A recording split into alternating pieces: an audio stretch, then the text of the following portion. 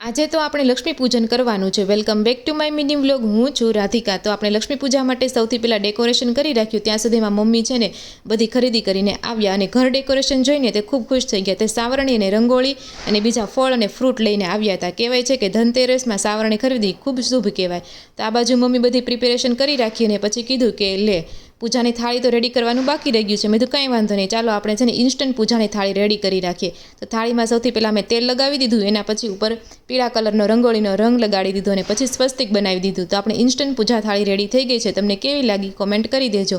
ને પછી આપણી લક્ષ્મી પૂજા છે તે ચાલુ થઈ ગઈ। સૌથી પહેલાં ગણપતિને, પછી લક્ષ્મીજીને કંકુ ચોખાથી વધાવ્યા અને પછી ધનતેરસના આજે આપણે 13 દીવા કર્યા છે અને પછી બધાએ છે ને વારાફરતી આરતી અને પૂજા કરી ને પછી માતાજીને આપણે પગે લાગ્યા અને તેના આશીર્વાદ મેળવ્યા। પછી આજે 13 દીવા હતા ને તેને આખા ઘરમાં છે ને ધૂપ આપી અને આ 13 દીવાને આપણે ઘરના આંગણામાં મૂકી દીધા અલગ અલગ જગ્યાએ અને એક દીવો છે ને આપણે તુલસીના ક્યારે પણ મૂકી દીધો। તો આ રીતે આપણે લક્ષ્મી પૂજા છે ને એકદમ સંપન્ન થઈ ગઈ છે। તમને આ મિની વ્લોગ કેવો લાગ્યો જરૂરથી કોમેન્ટ કરી દેજો અને વિડીયો ગમ્યો હોય તો લાઇક શેર કરવાનું ભૂલતા નહીં।